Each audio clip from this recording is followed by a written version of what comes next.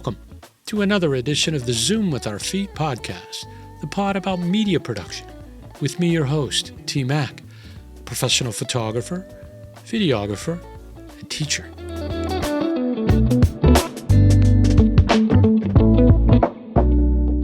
One of the great myths in the film production industry is that the only way you can start a career is to go to New York or LA. Well, my next guest says, cut on that idea. On this episode of the ZoomPod, Mike Wendt, the production coordinator for the Cleveland Film Commission, joins me. Talk about his production journey and the many great opportunities the CFC offers local filmmakers right here in the Buckeye State.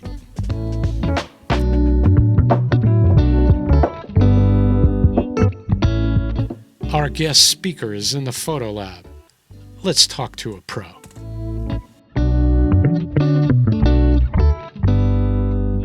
Mike Wendt, welcome to the Zoom with Our Feet podcast. How are you, sir? Good. Thank you so much for having me, Tim. Oh, thanks for being on. Can't wait to chat. So, because my theme and my focus is on people who are aspiring to learn videography, cinematography, photography, I always ask people about their origin or how their journey started, because I think a lot of people think we all just started as pros. And it's like, no, everybody has an arc, and a journey. What's yours? Great question. I really have to go back to, I'll go back to when I was young. And I think my parents and family, especially my grandparents, really recognized that I had an interest in this field at a very young age. On my dad's side of the family, my grandfather was always one of the one of the persons who was always buying maybe the newest model or maybe like the slightly older model of something like a camcorder, and always was big in photography. And there's just when my grandparents passed away, I mean, between all of us there was just thousands and thousands of photos and lots of VHS tapes of us that I cherish having those.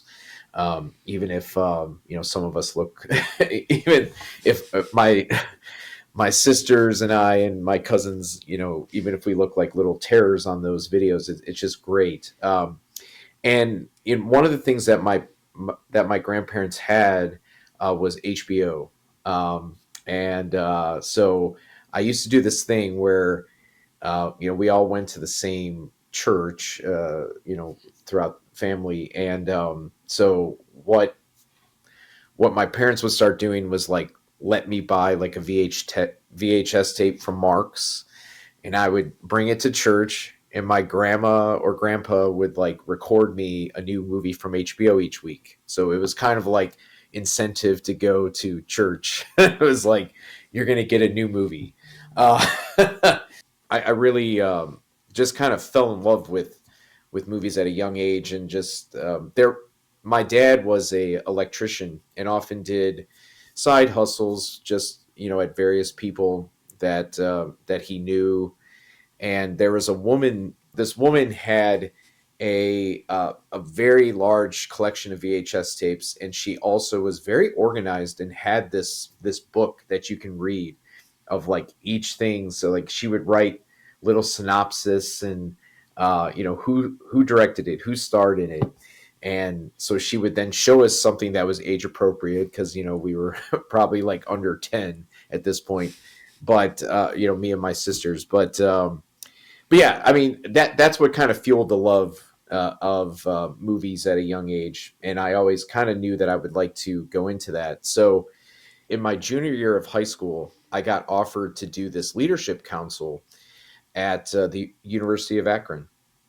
And so basically for that summer, I think there was it was a 3-week thing where lived on campus and got to know the Akron's campus pretty well. And, I lived in like the Cleveland area, but like that in some ways, like I think back then, like almost Akron almost just seemed like a different world. And um, it's kind of funny, but but I had a really good time at that conference, and I decided that I was going to apply to Akron, um, and got involved with the media production program, and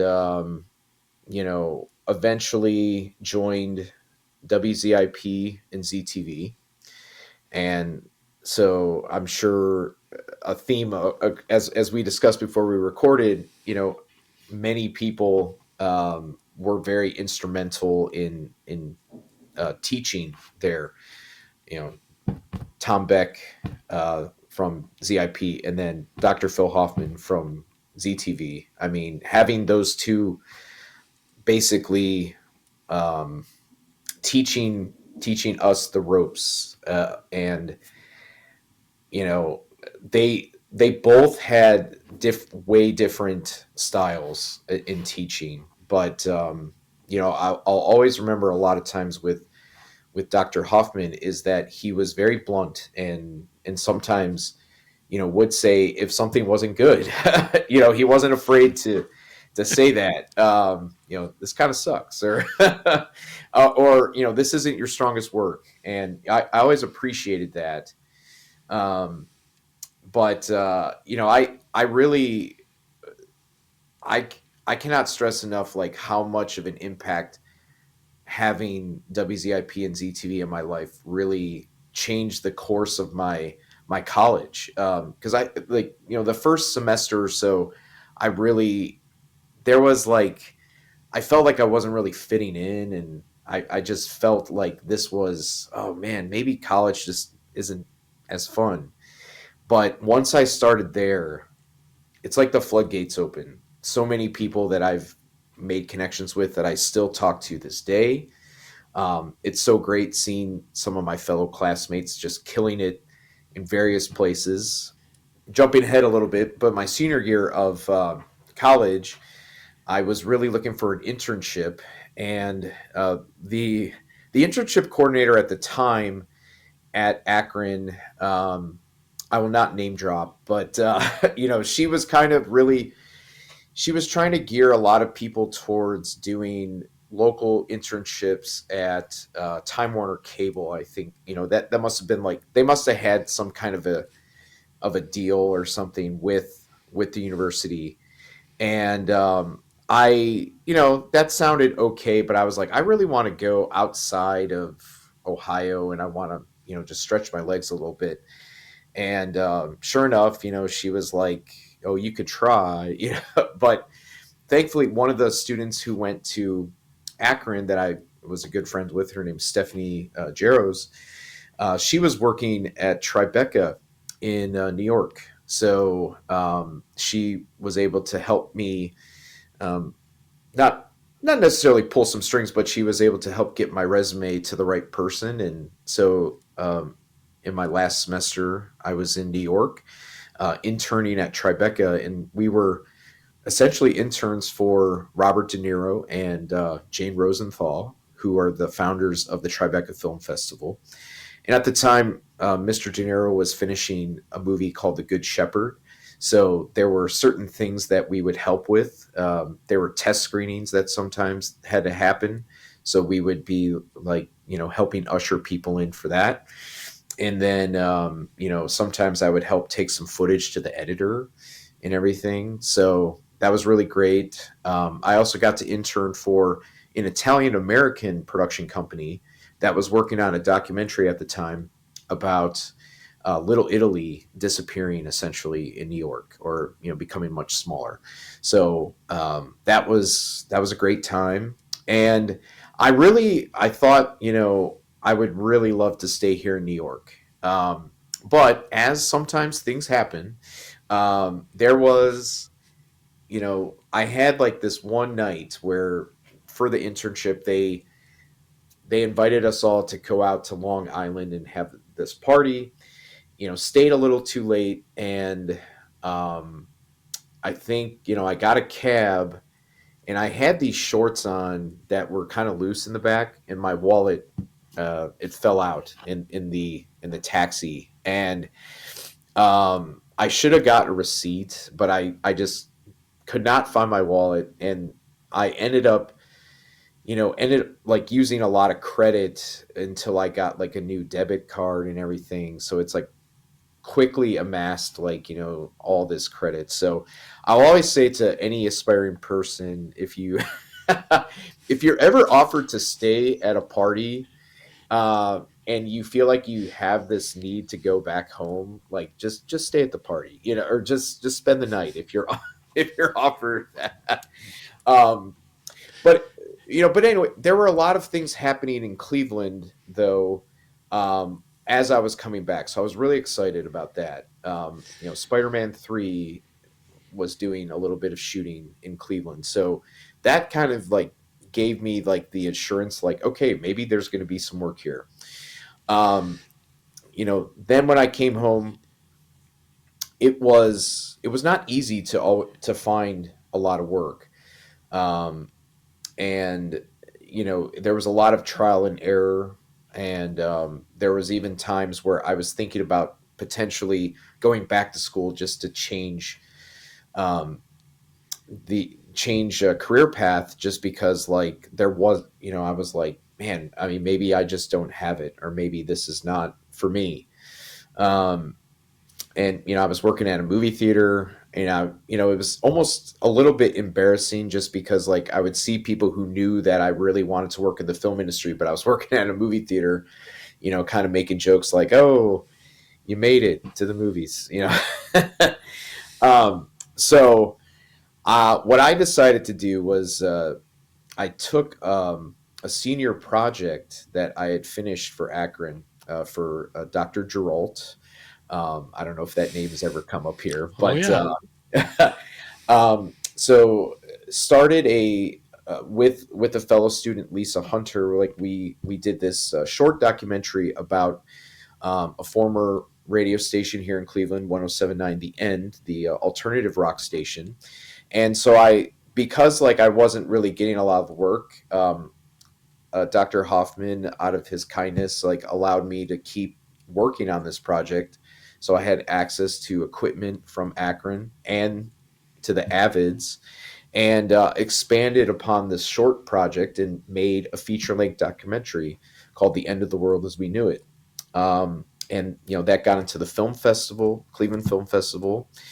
And from there is really when I start to, get recognized, or, meet a lot of people. My foot was like somewhat planted in the door. I still, to get onto sets of like the larger form sets, it did take a lot more pushing and just grinding it out and doing work for free. At some points, like I got an internship on a movie called Take Shelter that was produced by Tyler Davidson, who is a Cleveland local. Um, but I was a grip intern, which is not usually allowed, to be honest. But it was like whatever I could do to get that on a set, and it was shot on 35 millimeter. I'm kind of like a film head, as I'm wearing my Cinematech sweatshirt. And once I got into that, you know, I was like kind of established then. I mean, there was still, fits and stops, and you know, I I always tell the story to any student that I really wanted to work on the Avengers, and unfortunately, I didn't get it. Um, and it was like soul crushing a little bit, because it was featured on the news all the time, and it was on the newspaper every day. So it was almost like the universe was laughing at me for not getting on it. But I decided to not let that get me down. And a few years later, I was able to get on Captain America when it shot here, just because I made sure to thank the person that I interviewed with, even though they didn't hire me, and I kept in touch with that person and just asked for advice. How can I interview better? How can I present a better resume? And once I got that Captain America job, I mean, it's just like a flash, and it's like I'm here now at the commission, and have met so many people through this industry, and I mean, a lot of people tell me that they look up to me, and that it means I mean, that means so much to me. It's like it's not something I take for granted. And I really think about all the people who helped me get into this business, and I just really want to give back. And just for any aspiring persons, I really want them to know that you can do it here in Northeast Ohio. It's not going to be as easy, and you know, but you can do it. It's it's not a straight line, Yeah, but it can be done. What I'm curious, the person that didn't hire you, yeah, um, I think it's interesting that you made a conscious effort to stay in touch. yeah. And it's sort of classic networking. What was her response when you said, "How can I interview better, present better?" What were some of the uh, things that you got back from her? Oh yeah, it was from a gentleman, and it's Uh, actually, believe it or not, it's my current boss here at the at the film ah, commission. But basically, I think the feedback that I got was that I didn't seem very confident in the interview, and ah, I remember full well, like, I was super nervous that day, because this was like, to me, this was like a make or break. Like, I really want to be on this movie. Everybody was talking about it. So yeah, sometimes words can trip up, and and obviously I had had some experience at that point. But one of the other points was like, your resume is kind of all over the place. Like, you're doing a little bit of this, a little bit of that. Like, you directed a movie, but you want a PA job, or like, you want to, so I think the advice that I got from him was to basically pick something that will be your thing, and you excel at that thing. So it was advised to me to look into locations department. And I think I had it in my head, to be in camera department, so like grip electric or camera, all that adjacent. But at the time, and this is still the case, like, so many people want to be in camera department, and there's only so many slots. So what he kind of told me was like, the city well, and the area well, and you still get to use a camera in some ways, because you have to, you know you're taking sometimes scout photos, but you also have to be creative, because sometimes you have to see a place, what might look like a dump or something, or might look like a disaster, for a warehouse. You have to kind of have, like, the foresight to say, like, if this place is cleaned up, we could actually make this look like, Russia, or or we whatever. can make it exactly, like, we can make it look like a car dealership, even if it's not something like that. So um, that was like, wow, like, it was like a light bulb moment. And I was like, how do I even get my start? So I really tried my best to research as much as possible about locations, because it's not really something that's taught, in probably in most schools, honestly. Um, and in so many locations, people become, um, higher positions. They, like, if you look at it, a lot of locations, people become unit production managers.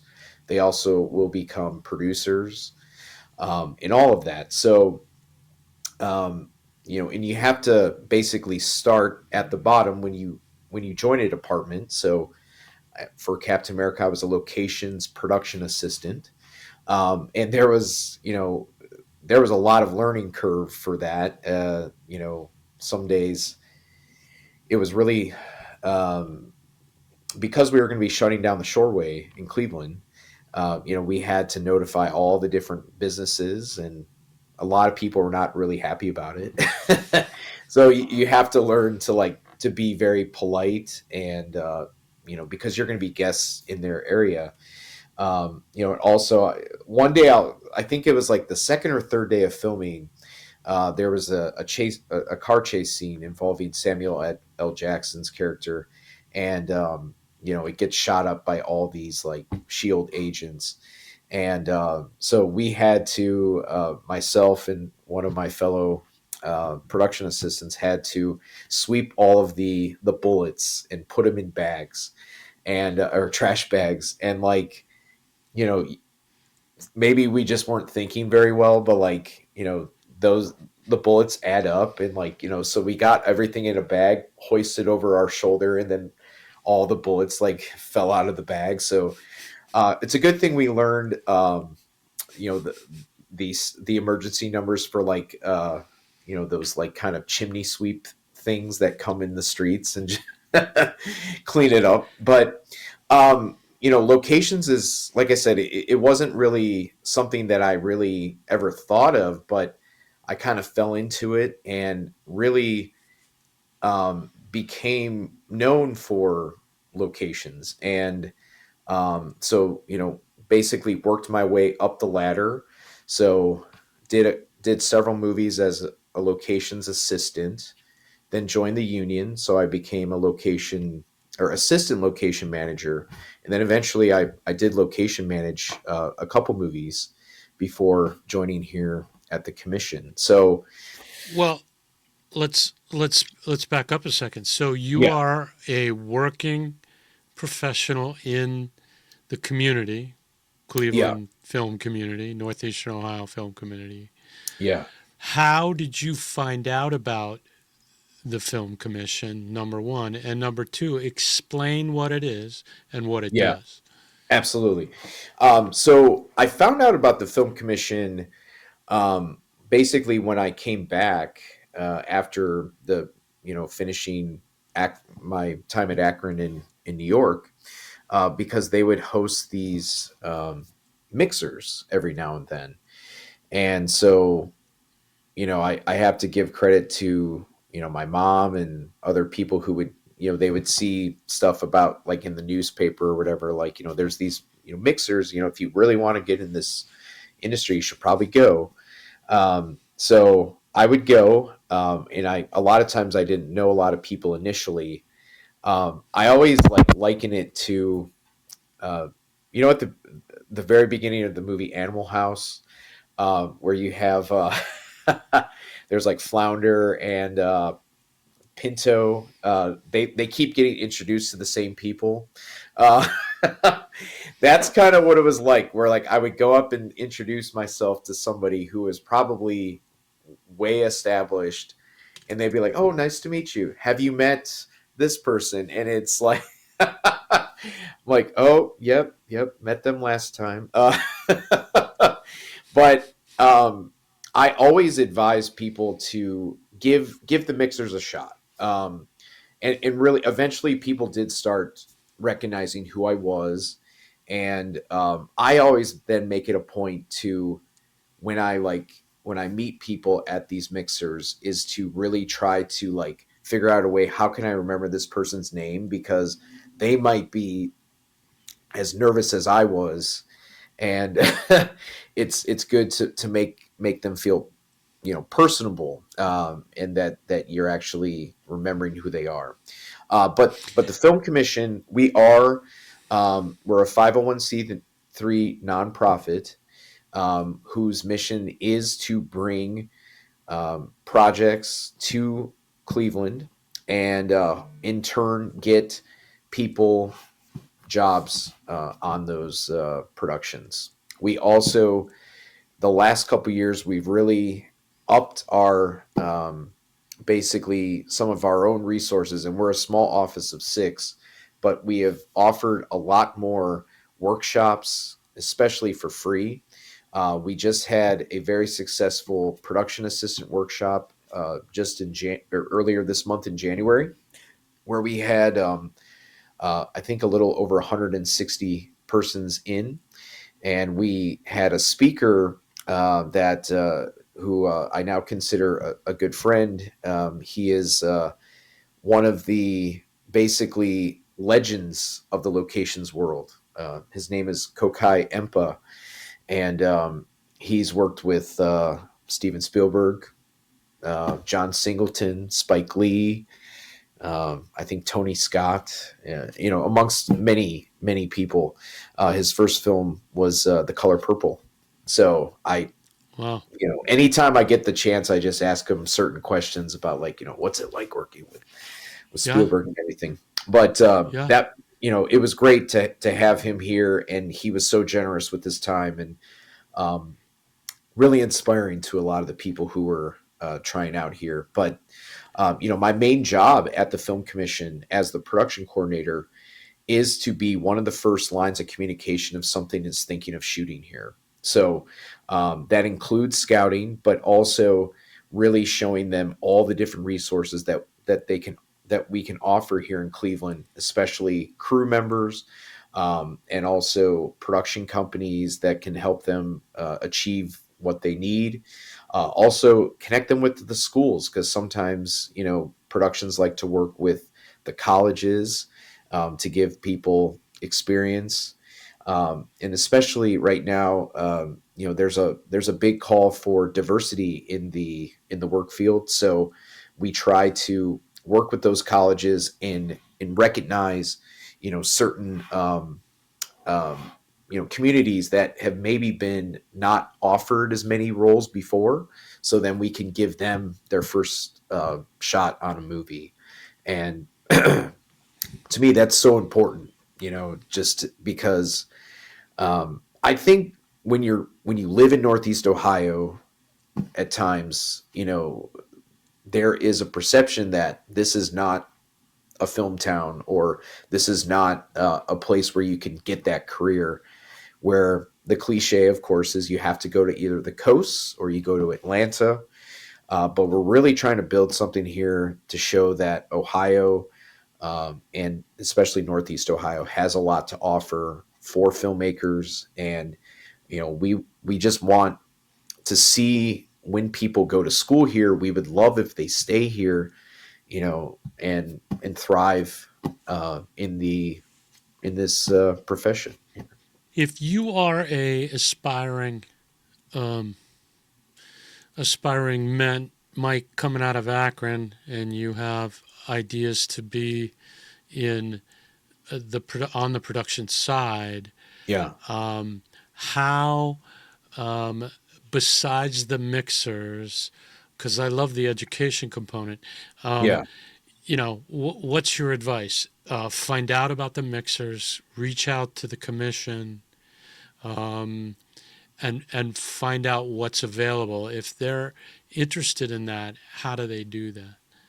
Yeah, I would say on our website, clevelandfilm.com, there is a very easy icon, or there's an icon that looks like a piece of mail.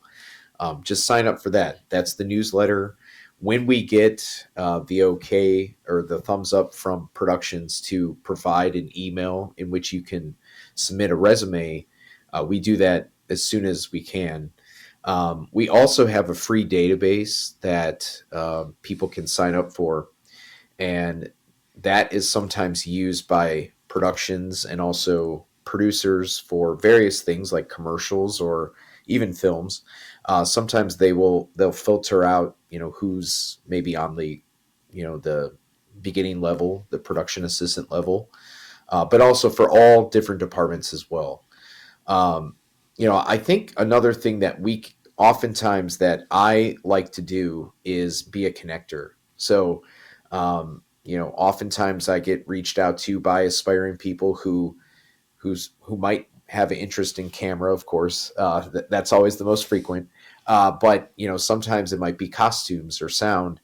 And through all of the great crew members, because really when you work on a couple movies together, like even just one, sometimes like that's like a family member, for life sometimes. Yeah. Especially if you get along, of course. But I always will ask those people if they'd be willing to speak with with that person, either over Zoom or coffee. Folks like Adam White, who I know you've had on here, he is always generous when I send people his way. Same with Kara, or Kara White is also very, there's like been a couple like young women who are thinking about becoming directors or writers, and Kara is certainly that. So, um, it's, I think this is, I always tell people one thing that I really love about this film industry, and I might have already said it earlier, is like, that it is one of those industries that you give back because people took a chance on you. And we, as people who are established, even if we're busy, we take the time to let people know that Agreed. this is a welcoming industry. As a card carrying camera nerd, photographers by their nature typically will have, hopefully, and if not, we walk up to them, Yeah, the young and the aspiring photographers. Hey, what you shooting? And I think it's because of what you say. We ultimately want to pass on knowledge. We we think it's better raising all boats. But I don't exactly. think the thing that always interests me about the commission is I don't think, number one, people really know its role. Sure. Um, Even folks that are interested, that there is a path. They see it as you mentioned before, coasts, and how am I going to do that, and how am I going to. When it turns out, which is the big reason I wanted to have you on, it is a gem that we have in our own backyard. I mean, I think your efforts are amazing. I don't know what the dollar figure is. If you know it, throw it out there. That you guys also do formal and informal lobbying to get projects in the area, knowing that Absolutely. it ultimately brings all of this other ancillary business to the community. Yeah. Um, and it is a hub, but also an engine for the strong community that's there.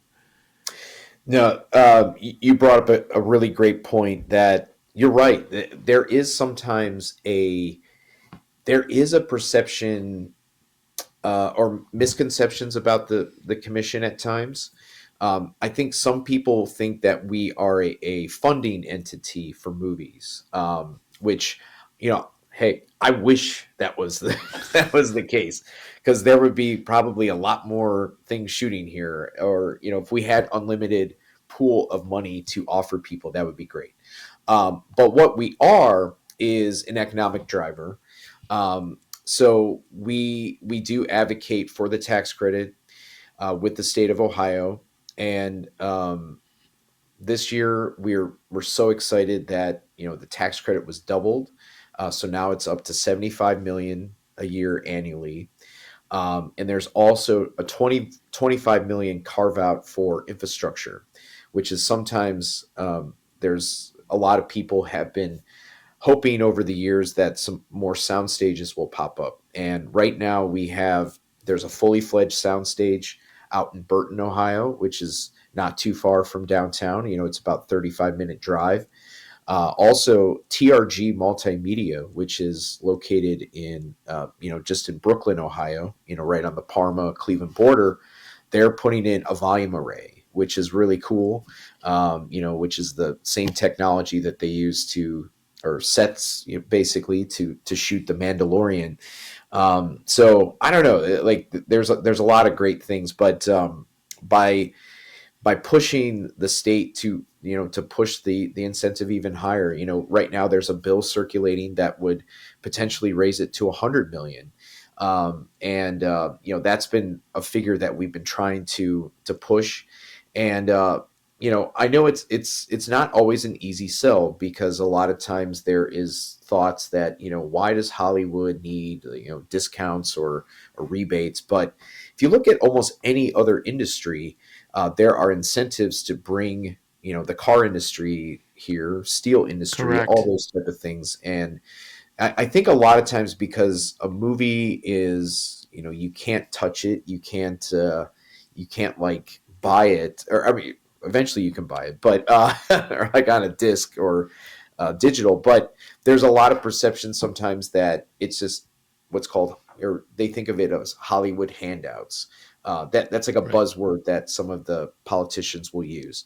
Right. And I totally get that, especially if their areas of the state are not really seeing the benefits of that. But what our argument is that when a film shoots in a specific area, that it helps raise ancillary funds, through hotels, food, food Hmm. purchases, coffee, the the construction department's going to go to the local hardware store and buying lots of materials, and car rentals really add up and everything. So Hospitality.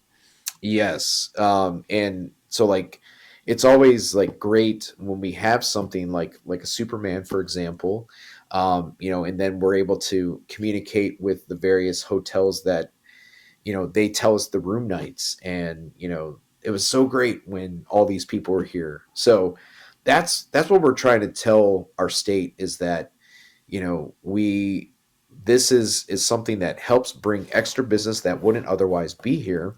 And then Correct. also, we want to prevent the proverbial brain drain, where people who are really bright Ohioans go to school here, but we don't want to see them have to leave.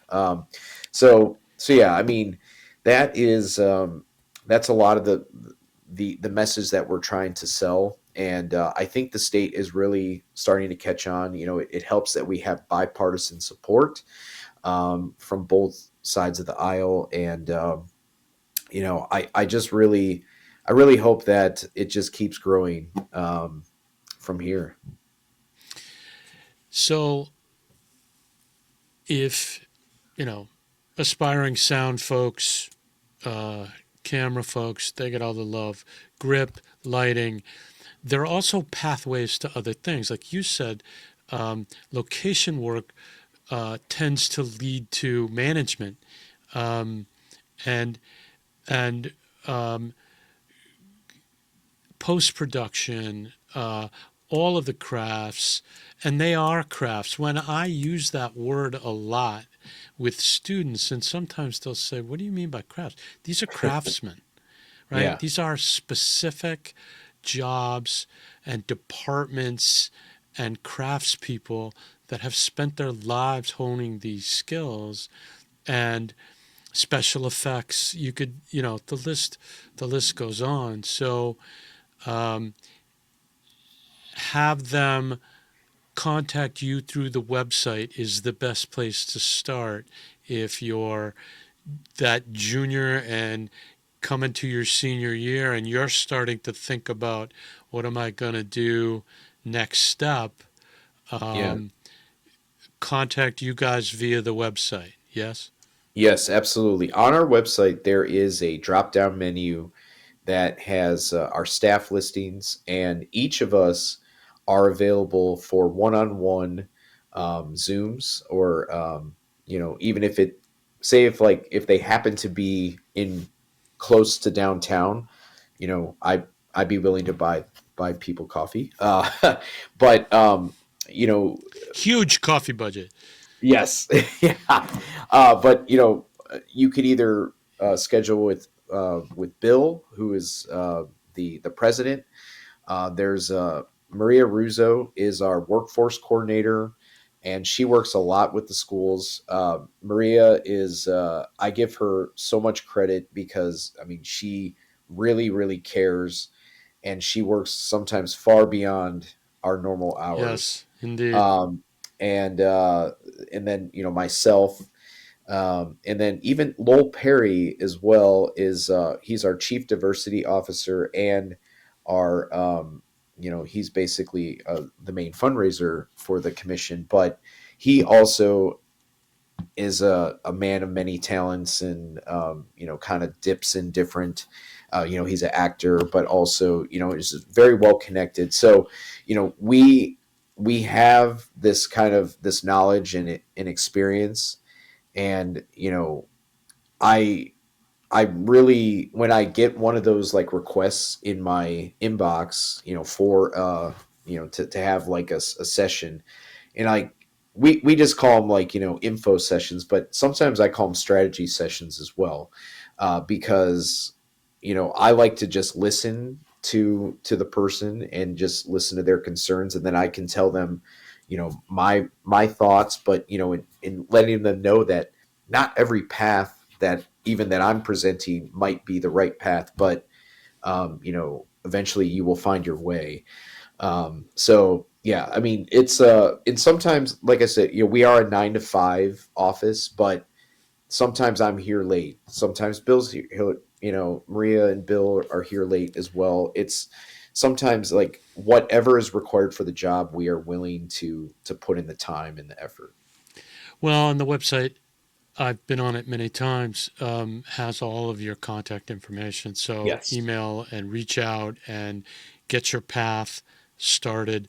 The database, even for more established people, is really a great resource.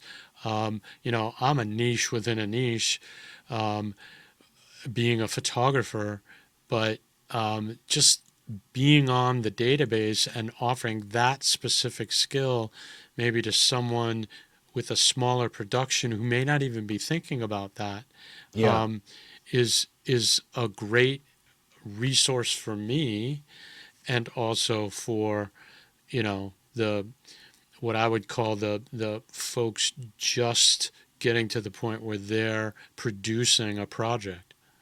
Yeah, yeah, and that's we make that that database open source essentially. So it's like people's contact is there, and also if say if students have certain locations that they want, we have a very thorough locations database that a lot of the places have either been scouted by myself or Bill, or some of the previous people who have worked here, and we're always trying to make it better, add things.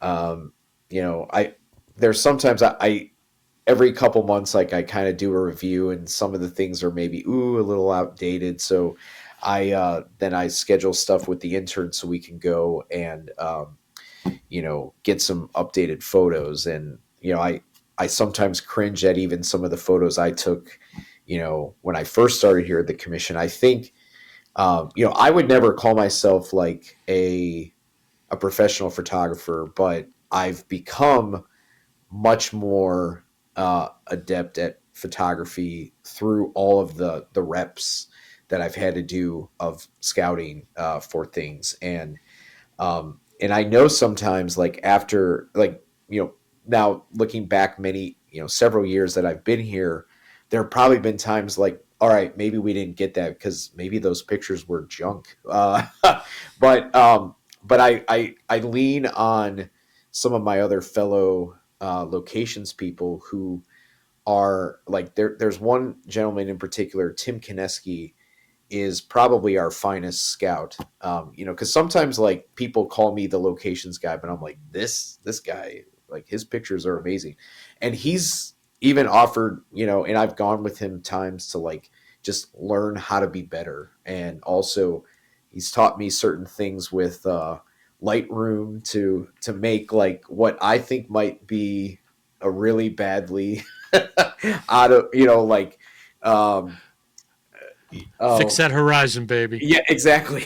Like if I think something's just so crooked, he shows me like certain things, a button that or a couple adjustments I can make, and it looks a lot better.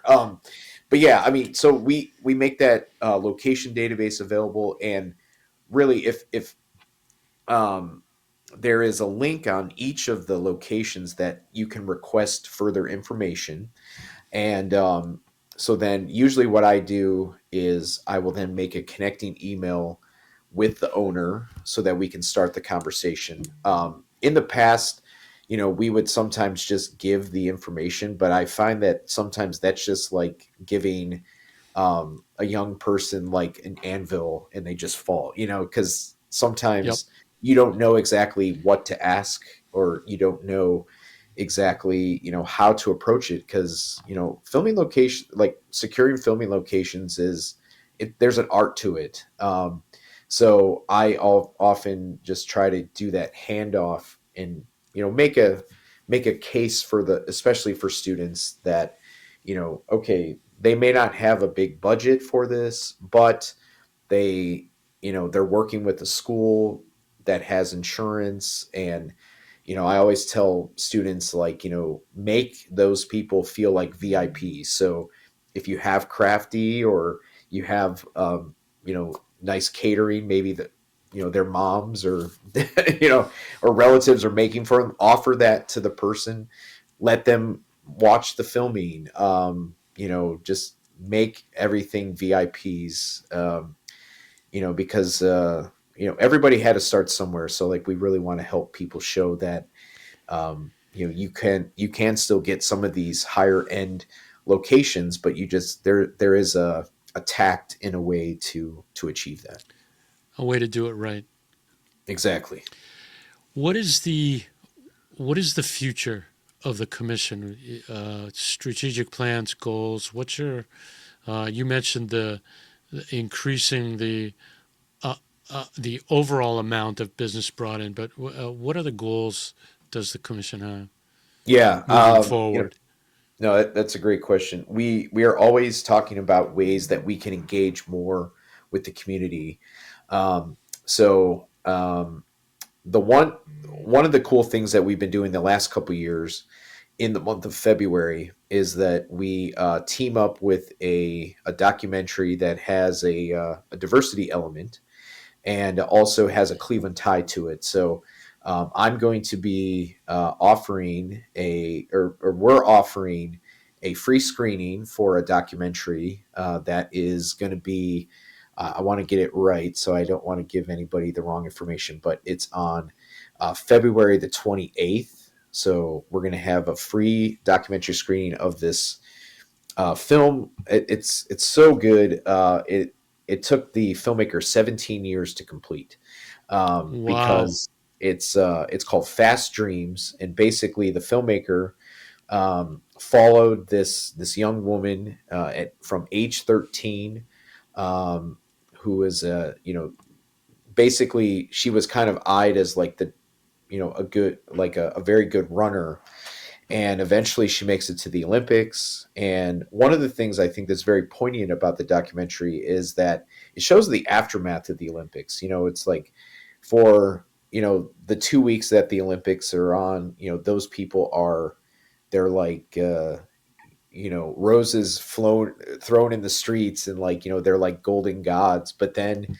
it shows the aftermath. There's like an emotional toll that it takes on people once they maybe achieve what they wanted, but then not everybody's getting the Wheaties box, or the endorsements. So it's a really fascinating thing. And then the next morning, March 1st, from 10 a.m. to 12 p.m., I'm going to be leading a panel discussion with the two directors, so we can talk about the process. And the other day we had a just kind of a pre-call about it. And my goodness, like you really have to be dedicated to spend 17 years with a subject. And on a personal note, like I've been working on a documentary about a filmmaker from Cleveland here, Robert Banks, and that's been in the works for like 7.5 years. So we kind of connected on that aspect, that it's like you know it's like there's no timeline, but like it's done when it's done. But Yeah. going back to the commission, we want to do more things like that. We have actually another thing that we haven't been able to publicly announce yet, but there is I guess I'll break it a little bit here, but there's going to be this workshop with one of the producers of American Dad, who is actually from Cleveland. So, so things like that, I think, we want to offer. With the potential raising of the tax credit, there might be a thing where there could be possibly some more people hired here at the commission, because with more money probably means more projects. So it would be, I would be ecstatic if I had somebody who was my assistant, or somebody who can help me scout, because if we have multiple things scouting at the same time, there's only one of me. So that's I think that's the thing, is just to keep things growing here, and just really make Ohio in general an attractive place for filmmakers. And I think hopefully that answers that question. Yeah. I think that it is, my mission, besides your good works, is raising awareness, especially amongst having taught production. So many of my students just didn't know it existed, and that the path, and to get started on the path that we talked about is, I won't say it's a lot easier, but it's a little more straightforward than you think. So I'm happy so clevelandfilm.com.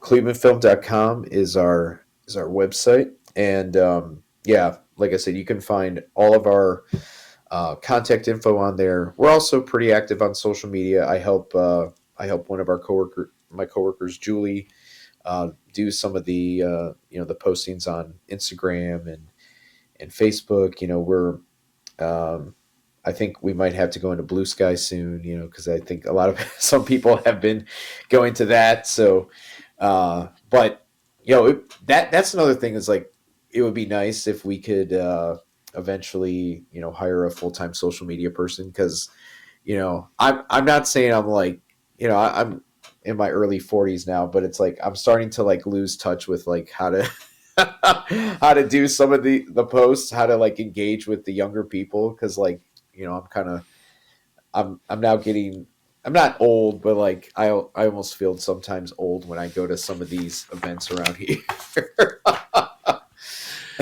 Well, Mike, I can't thank you enough for being a part of the project. I think the work is just fabulous. You know me, I'm always about raising all boats and getting the young folks that want to get started an easier path. So I really appreciate you being on. No, thank you so much. And something like this, I wish I could have had something to listen to when I was younger and coming up. So I really appreciate the work that you're doing as well. And it's kind of cool to just think back on the long crazy road to to get where we are now, and and like just to reiterate, not to sound like a broken record, but for any aspiring people listening out there, that it is like, to be in this industry, you really have to love it, and not every day is easy, believe me, but once you get there, it's like, and people respect you, it's the best feeling in the world, honestly. See you soon. Thank you.